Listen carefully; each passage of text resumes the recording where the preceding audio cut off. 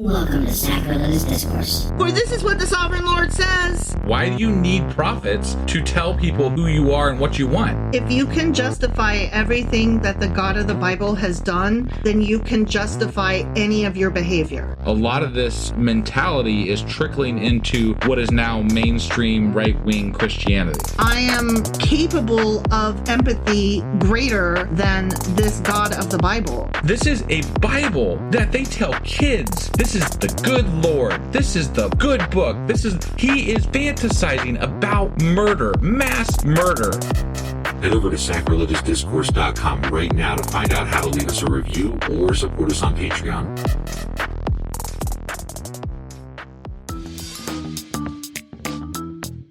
Hey there, sinners and saints. It's your favorite Bible-bashing duo from Sacrilegious Discourse, and we need your help. That's right, folks. We're raising funds for some heavenly equipment and a studio that doesn't sound like it's in the depths of hell. Our current setup, let's just say it's more apocalypse than audiophile. So if you want to hear us dissect the Bible without the background noise of demonic squirrels, chip in a few bucks. We're aiming for $5,000 to upgrade our audio and build a studio worthy of blasphemous banter.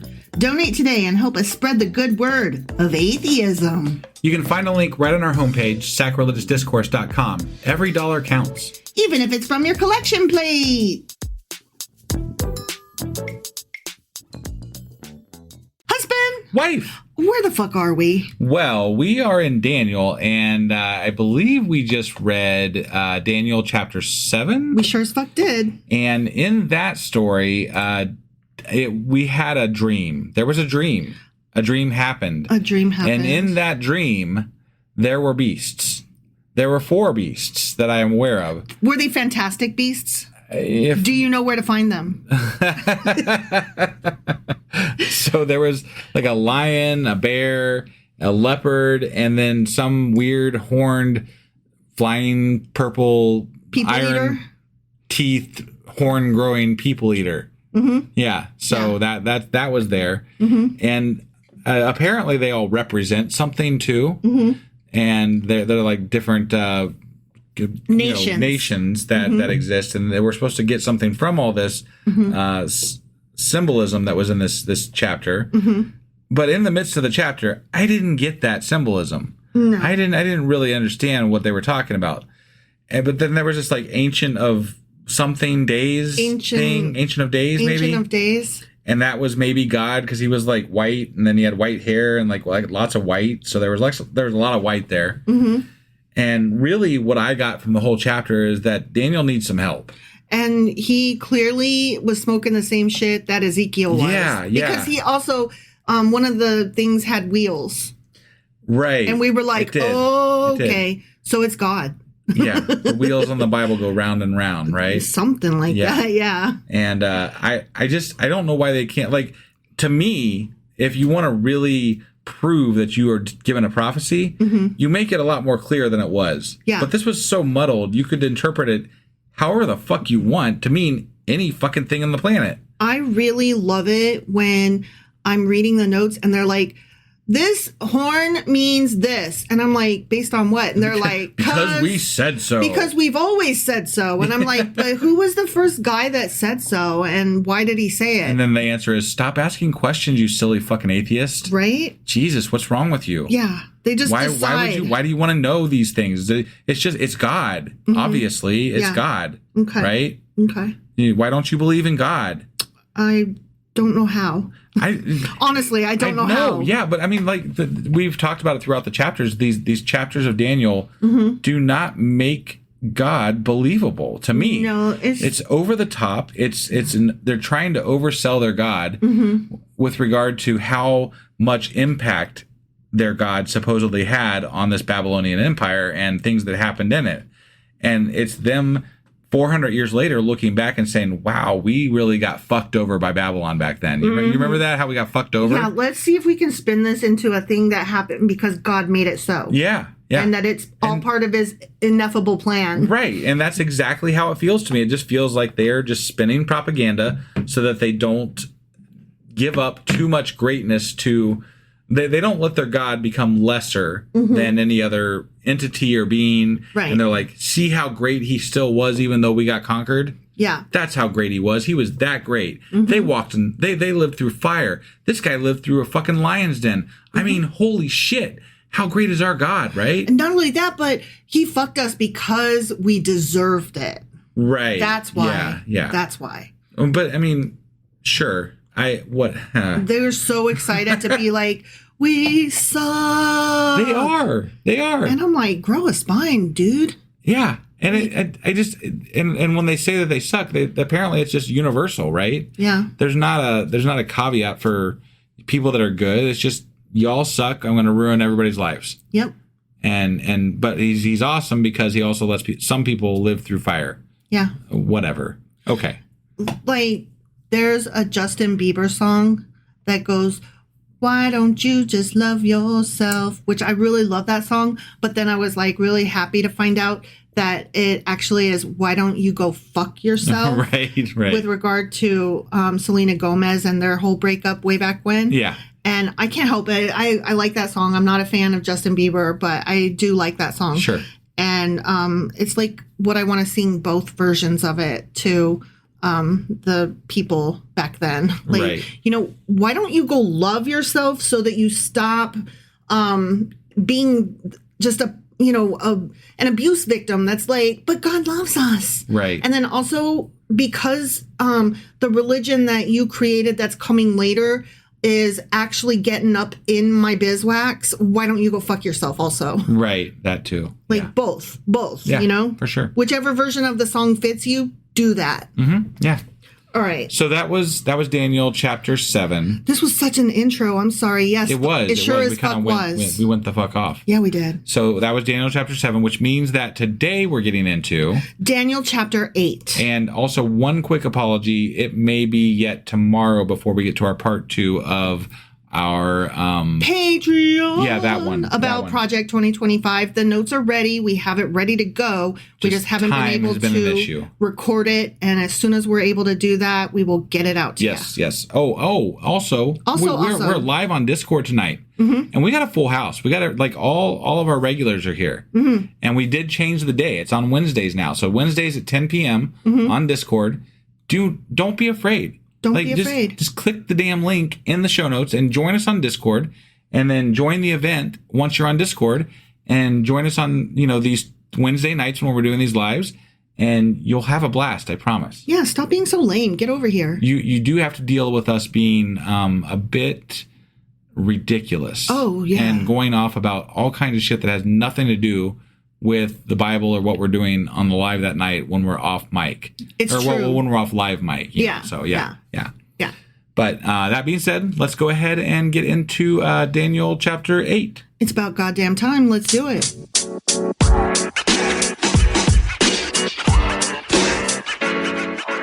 All right, we are about to hop into Daniel chapter 8. Or Daniel chapter 8. And I must start this book, as I always do, by saying that the book of Daniel can be divided into 2 parts. Part 1 is a set of 6 court tales in chapters 1 through 6 that are written mostly in Aramaic. Right. And then part 2 is 4 apocalyptic visions. And those are contained in chapters 7 through 12, and they are mostly written in Hebrew. Okay. Yeah. So I'm also going to read an intro note before I go over and start the chapter. Okay. Sure. So although chapter 8 is set during the reign of King Belshazzar, who probably died in 539 BCE, okay, the subject of Daniel's vision is supposed by many to denote Antiochus Epiphanes and his oppression of the Jewish people during the 2nd century BCE. Oh. Okay. So this is representative of somebody who exists when the people that actually wrote this. Apparently. But because we're talking about Daniel, they had to change it to Daniel's time to make it work. I have no idea. I'm guessing. I really don't know. Okay. I'm not fully keeping up. So I'm not going to try to guess. Well, there's no knowing what people thousands of years ago meant when they wrote something because we can't fucking ask them. It's true. Yeah. Unless you're a witch or something like that. Or Bill or Ted. Yeah. Yes. Those guys can do it. So. They have excellent adventures, I hear. They do. Yeah. All right, let's start this fucking book. Let's do it. Okay. Not book. Chapter. Yeah. Chapter, sorry. Yeah. In the 3rd year of King Belshazzar's reign, I, Daniel, had a vision. Again. Sure. As you do. Mm-hmm. After the one that had already appeared to me. Oh, okay. Okay. Yeah. In my vision, I saw myself in the citadel of Susa in the province of Elam. Over there. Sure. In the vision, I was beside the Ulai Canal. Great. That's awesome, man. That's where I was. Did you have your feet dipped in it? Or what you doing? Sure. Okay. Unless it was like the sin in Paris that has shit in it, in which case, no, I didn't. Right. I looked up. Oh, shit. I also scrolled wrong. Okay. Let me find my place. Oopsie. There's a square on your bingo board you can mark off. Wife. Oh, we forgot to share the bingo board. I know. I'm sorry, everybody. So I looked up, and there before me was a ram with 2 horns standing beside the canal. Well, at least it's not got like multiple heads yet or anything. And the horns were long. They were, okay, yeah. One of the horns was longer than the other, but grew up later. I watched the ram as it charged toward the west and the north and the south. Oh, okay. Wait, was he watching the horn grow out of the ram? Well, yeah. What do you mean grew up later? It grew up later. It started small, and then it was not small anymore. All right. Okay. I don't know. And now it's charging in different. Okay. Yeah. All right. I'm just trying to. It's going all these different directions except for east. It didn't go east. Okay. No animal could stand against it, and none could rescue from its power. It's one mighty ram. It's a good ram. Yeah. It did as it pleased and became great. Okay. Now I want to say something here about that. Okay. Yeah. Daniel's vision is of a 2-horned ram destroyed by, we're not there yet. Oh, yeah. Never mind. Okay. I'll get there in a minute. Sure. I was ahead of myself in my notes, as I do. Okay. The 1-horned ram. No, the 2-horned ram. 2-horned, yeah. Okay. It's 1 horns later. That's all. Yeah. We're about to get into the 1 horn. The 1 horn's now, the other one's later, Yeah. That's all. As I was thinking about this, the horn or the ram. Was he thinking about it in the middle of his dream, or did he think about it after his dream? I wonder. During the dream. Can you think about something in the middle of a dream? Aren't you already? It's a vision, not a dream. Oh, so yes. Okay. Yes, all he right. was thinking. So this is not a dream. The last one was a dream, though, wasn't it? I believe so, but I could be wrong. Got it. I don't remember. Right. As I was thinking about this fucking ram that's running all over the fucking place, suddenly a goat with a prominent horn between its eyes came from the west. I think we call those unicorns. Unicorn? That would be a horse, though. Unigoat? This is a goat. This is a unigoat. Yeah. Okay. Crossing the whole earth without touching the ground. Whoa. That is a special fucking... That's just weird. Unigoated horn. It's weird. I'm sorry. Thing. It came toward the 2-horned ram I had seen standing beside the canal and charged at it in great rage. Oh. I saw it attack the ram furiously, striking the ram and shattering its 2 horns. Holy shit. The ram was powerless to stand against it. Wow. The goat knocked it the fuck to the ground and trampled on it. Okay. And none could rescue the ram from its power. Huh. So the ram wasn't as great as it thought it was. No. Womp womp. The goat itself became very great, but at the height of its power, the large horn was broken off. Oh. Okay. And in its place, 4 prominent horns grew up toward the 4 winds of heaven. Out of one of them came another horn. So many horns. This goat's so horny. This is so ridiculous. But What the fuck is happening here? Like these images are just going through my brain. I'm like, okay, it's a goddamn unigoat, right? Yeah. And then that horn breaks off at some point, and now there's 4 horns growing out of it. Yeah. And then a horn grows out of a horn. Yeah. It's probably going to have eyeballs or something, because that's why we do this, Well, the one that grew in the other one, it started small, Yeah. but grew in power to the south and to the east and toward the beautiful land. Capital letters. Yeah. Okay. Wow. Capital beautiful, capital land. Sure. It grew until it reached the host of the heavens. And it threw some of the starry host down to the earth and trampled on them. What? Isn't starry host? That's like angels. You're telling me that this goat, Right. it knocked some angels out of heaven and stomped on it? Okay. This is a vision. It's a weird fucking vision. And again, I'm going to call bullshit on the symbolism. is just too much here. It's too right? many. Like you're not. This isn't. I get that you're trying to relate these to specific, people, not people, but tribes and Nations. powers and nations and all that, but it just doesn't really. It doesn't work for me. It doesn't work. Yeah. It's too much. You It's just, too just many. say what you mean. Yeah. It's too many. It set itself up to be as great as the commander of the army of the Lord. It took away the daily sacrifice from the Lord, and his sanctuary was thrown down. Because of rebellion, the Lord's people and the daily sacrifice were given over to it. It prospered in everything it did, and truth was thrown to the ground. All right, now I'm going to go back over here and read a bit of my notes. Okay. Yeah. Let's see. I am interested because I'm a little. It sounds like maybe we're talking about Babylon, but I don't really know. Right. Okay, well, let me reread what I had said. Although chapter 8 is set during the reign of King Belshazzar, the subject of the vision is supposed by many to denote Antiochus Epiphanes and his oppression of the Jewish people during the 2nd century BCE. Okay. Daniel's vision is of a 2-horned ram destroyed by a one-horned he-goat, referring, as explained by the angel in the previous chapter, to the Persian and Grecian monarchies. So Daniel's having a vision of something that's going to be happening in the time when the people that are writing the book of Daniel are writing the book of Daniel. Mm-hmm. That's amazing prophecy skills there. I'm just... But the one-horned ram or the one-horned goat is actually the Persian and Grecian monarchies. Okay. Yeah. Now, this is followed by the history of the little horn, which, again, is thought by many to represent Daniel's code word for the Greek king Antiochus Epiphanes. Okay. As he outlawed Jewish customs such as... Did they say Daniel's code word for this person in his vision that he doesn't actually know?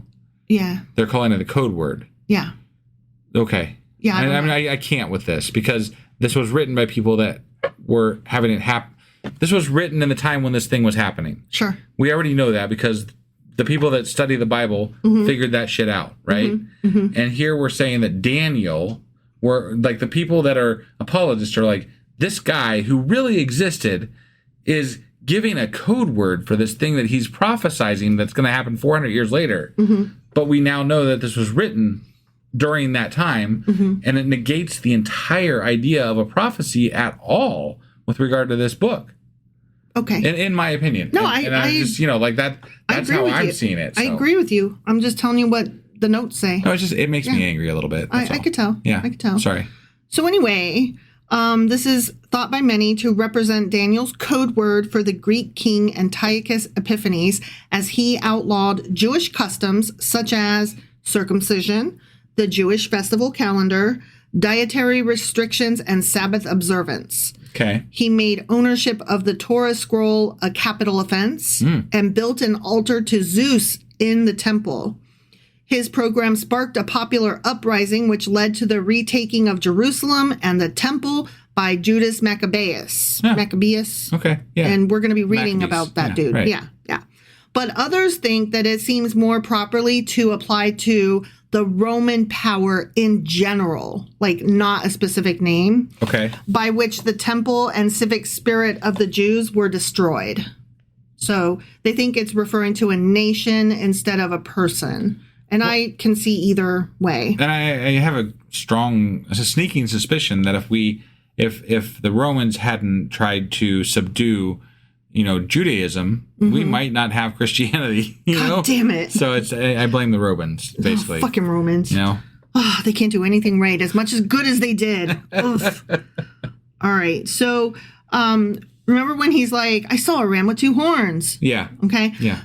It was not a stretch to use a ram to represent the Medo-Persian Empire, as the ram was the national emblem of Persia and was stamped on Persian coins, as well as on the headdress of Persian emperors. Okay. And it's been said that the Persian ruler bore the head of a ram as he stood at the head of his army. So if you take this story in the context of when it was actually written, and the thing and the symbols that were used to represent different societies and cultures and everything back then, it makes a lot more sense probably. Yeah. But the problem is that we're taking these things and we're translating them into, like, they don't get left there, right? Yeah. Like, you can take these ideas, you can say, oh, well, that may, like, given that context, I can be like, okay, that makes sense, right? Yeah. But I feel like these stories are going to be taken out of context later to represent other things that we want them to represent. Yeah. You know? And that's where I have an issue with some of these stories from Daniel, is that they're so vague that they have been taken to mean other meanings. Yeah. I feel. Well, and it's hard to have a conversation with a Christian about these kinds of things because they're so predisposed to just be like, it's okay, and to excuse a lot of it. Sure. Like, I was trying to talk to my mom. I'm sorry, I'm going off topic here, but it's kind of relevant. Yeah. I was talking to my mom about how I didn't really think that a lot of the things that happened in the Bible were right or good.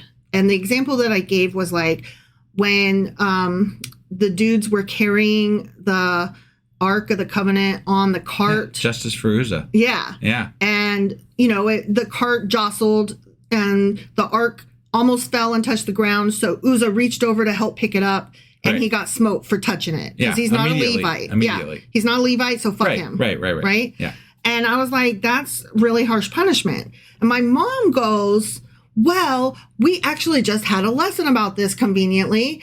And there's more to that story. And I was like, okay, let's hear your more. Sure. And so she says, well, they were specifically instructed that only the Levites could carry it. And they had very specific, you know, they were supposed to put the poles through the rings and it wasn't supposed to be on the cart and blah, blah, blah, blah, blah. And so, you know, when this happened and he touched it, you know, that's the way it was. He got punished. And that's the same argument I got from somebody online too. And so I was like, I hear every word that you're saying. Yeah. And that's still not okay though. Right. Like, Uzzah was just there. I don't know how involved he was. Right. But he was literally trying to make sure that it doesn't touch the ground. And because it's called a reaction. Yeah. And because you say that, but God gave him instructions, oh, well, you're saying that justifies his death. I go, Mom, that seems like a really harsh punishment. And she goes, well, it was, but, you know, it makes perfect sense in context. And I was like, no, it doesn't. I have been instructed many things that I have neglected to do, and I have never been smited. If you could describe to me what the harm of touching the ark or God's whatever, I don't care what it is. If it's, you know, where is the harm from someone who is not Levite accidentally touching that throne? Well, right? it's not. What is the harm that is going to be done? It's not that he caused harm to it. The harm that he might or might not do is not the problem. It's that he disobeyed God. They all did. And so, and then another point that she brought up was that her pastor said, think of it this way, the whole group was disobeying God. And isn't it wonderful that he only smote one of them? What do you mean they were all of them were disobeying God? They were not carrying it properly. Oh. He gave them specific instructions and they were not carrying it properly. Therefore, fuck all of them. But instead of fucking all of them, I will be nice and only kill one of them for disobeying me. Aren't I a gracious God? If I recall correctly, they were having trouble like finding the booklet of Moses or whatever that he had written down or whatever at this point. Mm-hmm. And I could be wrong. It's been a while since we've read that section, but they were bringing it back from somewhere. And I feel like they had lost the book that Moses had written. Yeah. And then it was refound at some point later on. And I remember we're like, oh, there it is. Like, I think I recall, too, that it's not like they were sneaking away with it. Right. Like, I think that they were trying to protect it, ? Sure. Something like that. Or move it to wherever they were going. Yeah. Like, it wasn't a nefarious act.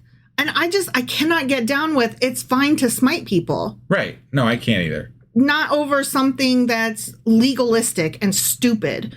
Right. Like, you did not you didn't dot your I, so you're dead. You get killed. Yeah. You're dead. And the survivors around you you be grateful I didn't kill all of you for that mistake. Right. Like, I'm sorry, but we're getting back into abusive territory, you know? Yeah.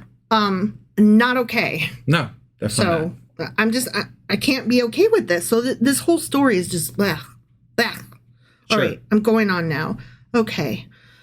I lost my place again because I was going can't on. Imagine how you did that. All right, so a horn, and it reached the heavens, and blah blah blah, and okay, it grew until it reached the host of the heavens, and it threw some of the starry host down to the earth and trampled them. It set itself up to be as great as the commander of the army of the Lord. It took away the daily sacrifice from the Lord, which, much like Antiochus Epiphanes did, and his sanctuary was thrown down. So you could see why they refer to maybe it was... Sure. I still don't understand why God would let this happen, because that's essentially like the power that they describe that God has. Mm-hmm. God has to be letting this happen, right? So there has to be a reason why he's letting this happen. Mm-hmm. And then you get into like it. This is where the whole thing gets muddled, is when you pick it apart and question each little thing and then try to put it all into a simple box, you can't, because there's no simple answer for history, right? History is going to encompass so many different things that have happened that you can't put them into a simple box. And if we're talking about a God who is a single entity who does certain things, it doesn't work out, historically speaking, because you can't put them all in the same fucking box. Right. And that's where we run into problems making God work, because if God does this here, he should do it here. But because history does it differently here than it did there, it doesn't happen the same. Right. Because it's not God. It's history. Yeah. It's there's no consistency, therefore shut the fuck up. Yeah. Honestly. Right. Because of the rebellion, the Lord's people and the daily sacrifice were given over to it. It prospered in everything it did, and truth was thrown to the ground. Then I heard a holy one speaking, and another holy one said to him, "How long will it take for the vision to be fulfilled? The vision concerning the daily sacrifice, the rebellion that causes desolation, the surrender of the sanctuary, and the trampling underfoot of the Lord's people." He said to me, "It will take 2,300 evenings and mornings. Then the sanctuary will be reconsecrated." 2,300 evenings and mornings. So that's 1,400 days. Wait, I can't math. 2,300 days. No, evenings and mornings. So cut that in half to get per day. Evenings and mornings is twice a day. Well, there's only one evening and there's only one morning. They both happen in the same. You have a morning and an evening in a day. Right, but if there's 2,300 evenings and mornings, that's not 2,300 days. I don't agree with your math. Okay. I mean, because you would if you had 2,300 days, you would have 2,300 evenings and you would have 2,300 mornings. All right. Is that am I wrong, or maybe I don't know? Okay, all right. I don't know. So that's like 6.3 years. That's a lot of years. If we're talking about 2,300 days. Okay. Which is what it sounds like to me. Okay. So, and I could be wrong. But I feel like I'm right. Okay. Okay. I'm tentatively letting you have it. Because I generally am right. I'm tentatively letting you have it. I hear you. So anyway, while I, Daniel, was watching the vision and trying to understand it, there before me stood one who looked like a man. A man, finally. We get a man, not a goat or a ram. And I heard a man's voice calling from Uli, calling, "Gabriel, tell this man the meaning of the vision." Oh, yes, please do. Now we're specifically calling on a specific angel? Yeah. Interesting. Gabriel's an angel. Okay. Yeah. All right. As he came near the place where I was standing, I was terrified and fell prostrate. "Son of man, you mere human, you fucking worm," right? He said to me, "understand that the vision concerns the time of the end." Oh. Okay. Well. While he was speaking to me, I was in a deep sleep with my face to the ground. So I'm asleep in my vision. Okay. I'm dreaming in my vision. Again, we're getting into some Meta really bullshit. weird shit here. Yeah. Then he touched me and raised me to my feet. He said, I'm going to tell you what will happen later in the time of wrath, because the vision concerns the appointed time of the end. Okay. The two-horned ram that you saw represents the kings of Media and Persia. Okay. Medea and Persia, Sure. whatever. The shaggy goat is the king of Greece. The shaggy goat. Okay. All right. King of Greece. And the large horn between its eyes is the first king. Okay. The four horns that replaced the one that was broken off represent four kingdoms that will emerge from his nation but will not have the same power. In the latter part of their reign, when rebels have become completely wicked, a fierce-looking king, a master of intrigue, will arise. Okay. He will become very strong, but not by his own power. He will cause astounding devastation and will succeed in whatever he does. I swear to God, they're talking about Trump. That fucker fails upward. Right. Yeah. He will destroy those who are mighty, the holy people. He will cause deceit to prosper, and he will consider himself superior. I swear to God. When they feel secure, he will destroy many and take his stand against the capital P prince of princes. Okay. Yet he will be destroyed, but not by human power. The vision of the evenings and mornings that has been given you is true, but seal up the vision, for it concerns the distant future. This is just a hypothesis. Okay. I'm just throwing this out there, right? Mm-hmm. So what if, look, there's people that are stupid and they just follow people because they have no, I don't mean to call them, I do mean to call them stupid. I'm not trying to degrade them for being stupid. I'm just saying that some people are going to follow regardless because they are drawn to power and they don't want to think for themselves exactly. And so they're just like, lead me, tell me what to do, right? But some people in power, some people that know better, mm-hmm. could it be the whole idea that the idea that they love Trump so much, right? Mm-hmm. Could it be that they think that this is part of the end times? And so they're glomming onto them because they actually believe that he is this quote-unquote powerful figure of the future? If you build it, they will come, right? I mean, it could be because, my parents are very excited about the whole, Russia might invade Israel or something, and then that means the whole world is going against Israel, and apparently that's something that happens in Revelation. I don't know because we're not there yet. Spoilers. Right. And then they're like, so we're very excited about the end of the world. End of days is awesome because we're getting raptured. I mean, fuck you, but we're getting raptured. Totally going to heaven. It could explain why some of the groups of Christians that you would think would never even entertain supporting someone like Trump or supporting him because right because of the time. That was just it's just an offhanded thought that I had as we're going through this and we're talking about Trump sort of right. But is that a possibility? Do they possibly support him because he maybe represents in their minds the end of days? The end of days. That is an interesting theory, and I wish it was stupid. I really do. Yeah. All right, so back to Daniel. This angel Gabriel said that this shit takes place in the distant future. So that gives them cover when shit doesn't happen for 2,000 plus years. Yeah, right. Distant future, yes. far, far away. Right. Okay. And this is the vagueness that I hate. Yeah, I'm like, right. oh, whatever. You can make this mean whatever you want. Exactly. Okay, so now I, Daniel, was worn out. I lay exhausted for 7 days, as you do when you smoke too much and you have crazy visions. Then I got up and went about the king's business. I was appalled by the vision. It was beyond understanding. The end. But you just told us what you understood. Right. You told us what it meant. So apparently it wasn't beyond understanding. Right. And why would you say that it's beyond understanding? I have no idea. Is this to acknowledge the fact that it's really weird and that it could mean whatever you want it to mean? It almost feels like the people that wrote it were like, you know what? What if we're wrong?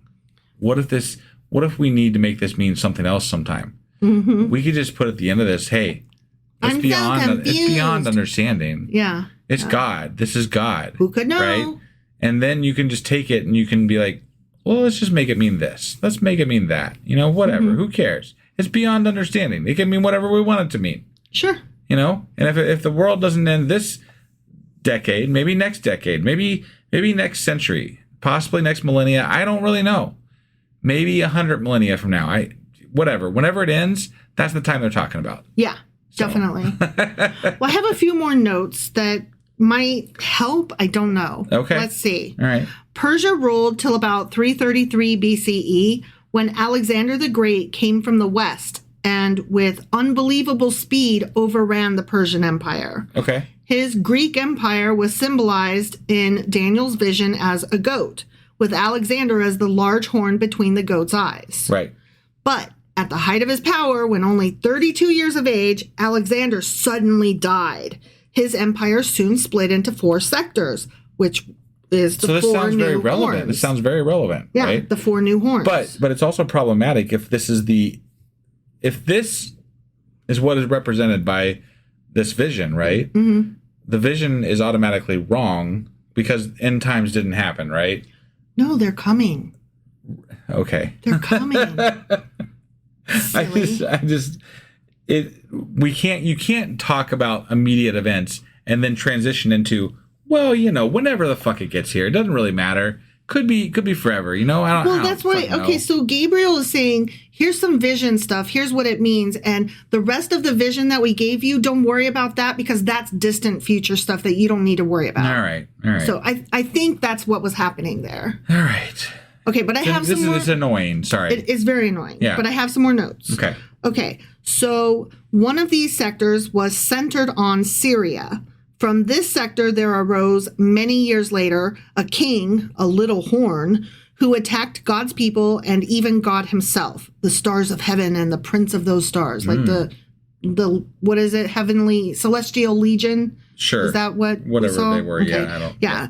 This king, Antiochus Epiphanes, stopped the regular sacrifices that the Jews offered each morning and evening, set up Greek idols and a heathen altar in their holy temple, and forced the Jews to carry out practices that he knew their law prohibited. This attack on the Jewish religion lasted more than 3 years, which was 1,150 days or 2,300 morning and evening sacrifices. Okay. All right. Did you hear what I said? Yeah.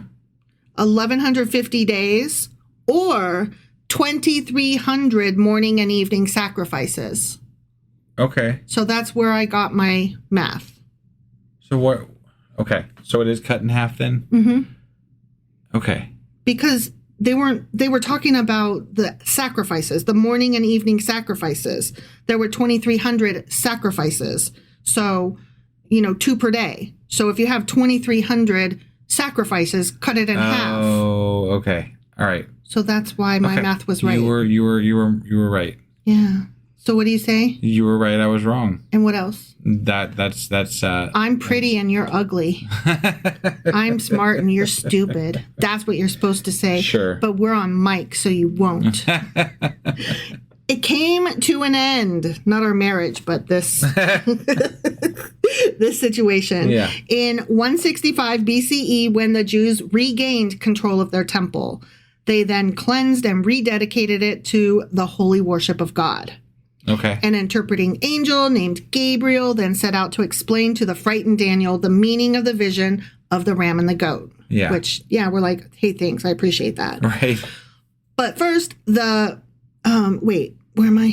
first the Medo-Persian and Greek empires had to be established. Cruel, cunning, arrogant, and powerful, Antiochus would slaughter the Jews, defile the temple, and blaspheme God. But God in his time would destroy him. And then Gabriel revealed to Daniel that the terrifying events would not take place for some time. This, however, was small comfort, and for several days Daniel lay sick and depressed at the thought of what lay ahead for his people. The end. Okay? Okay. So yeah. I needed all of those because I did not understand. No, I agree. I get it, right? I understand that they're representing certain things. I think the problem really comes into full view with regard to the symbolism that they're using is stuff that would have been much better known back when they were writing this stuff. Okay, you know what's happening here? It's an age gap. Right. It's boomers trying to read the memes that Gen Z finds hilarious. And even when boomers are like, oh, I see your skivvy toilet or whatever, they're like, I see the word and I still don't know what it means. Right. And then when Gen Z is like, it just doesn't. It's stupid and it's funny. Like, it doesn't translate. So what we have here is not just like an entire between Boomer and Gen Z, or actually I think it's Gen Alpha that did the skivvy toilet, sure, a generation whatever. past Gen Z. But whatever. I think what you're getting at is that we have a failure to communicate. Yes, we do. Harking back to Guns N' Roses. Yeah. You know. Well, did we talk about that in the Discord, or was that during the podcast? Oh, you know what? It was during the Discord, not the live cast. My bad. That's the problem with doing a live. You can never remember out what you talked about where. So I'll just explain what we were talking about. Right.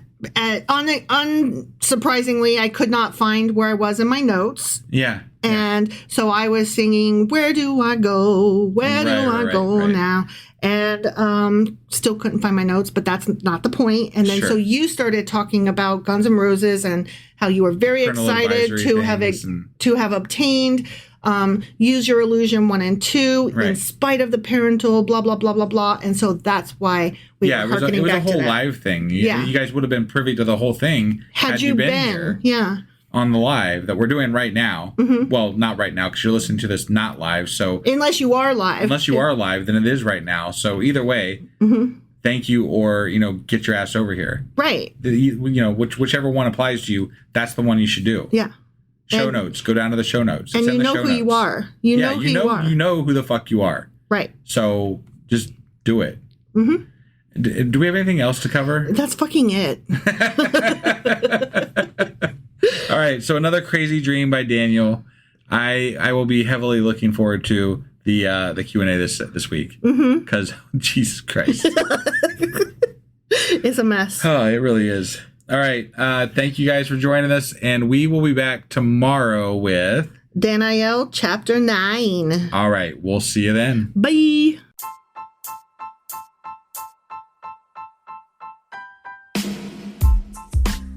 Hey, wife. I guess that's the end? But husband, that's just sad. It doesn't have to be. We are on lots of social media platforms like Twitter. Our handle there is sacrilegious_D. For D's nuts. Oh my God. Stop doing that. Anyway, we're also on Facebook, Instagram, and Pinterest. There's a link to all of our social media sites at our website. Ooh, we have a website? Yeah, it's sacrilegiousdiscourse.com, where you can also find a link to our merch shop. We have a merch shop? Yep, we have podcast-themed clothing, mugs, notebooks, and more, as well as an atheist and science-themed products.